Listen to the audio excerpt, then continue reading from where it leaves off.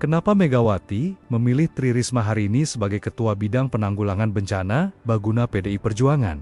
Jawaban atas pertanyaan ini bukan sekadar soal pengalaman dan dedikasi Risma dalam penanganan bencana selama 10 tahun, menjadi Wali Kota Surabaya 2010 sampai 2020 dan Menteri Sosial 2020 sampai 2024. Di balik itu, ada alasan substansi berkaitan dengan paradigma yang sama antara Mega dan Risma dalam penanggulangan bencana harus mengutamakan perempuan dan anak. Apalagi kita tahu bahwa proses pengesahan undang-undang tentang penanggulangan bencana di Indonesia dibahas dan disahkan oleh mayoritas laki-laki di DPR.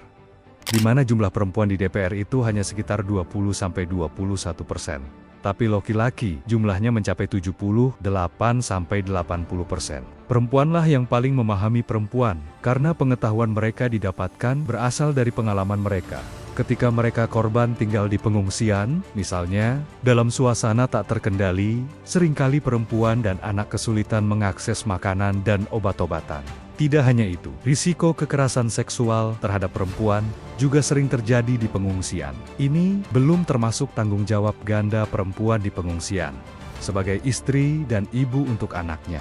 Lebih-lebih perempuan tersebut dalam kondisi hamil ketika bencana banjir datang. Kita bisa bayangkan ketidaknyamanan dan ketakutan yang mereka hadapi ketika tinggal di pengungsian. Juga yang perlu diperhatikan, perempuan memiliki siklus haid menstruasi bulanan yang mempengaruhi mood mereka di pengungsian. Mega paham situasi itu. Sebabnya, ia memilih Risma atas alasan pengetahuan akan perbedaan kebutuhan antara laki-laki dan perempuan di pengungsian. Oleh karena itu, saat Risma turun ke lokasi bencana di Aceh, dalam kapasitasnya sebagai Kepala Baguna PDIP, ia tidak ragu untuk menyusuri jejak bencana. Ia dengan berani menyusuri lereng terjal bebatuan untuk menyeberangi sungai demi tiba di lokasi pengungsian. Ini dilakukan oleh Risma karena pentingnya memahami korban demi kebijakan yang adaptif bagi masyarakat pada proses tanggap darurat. Dan yang paling utama, respons pemerintah ke depan haruslah setara serta inklusif terhadap perempuan dan anak, karena mereka kelompok paling rentan.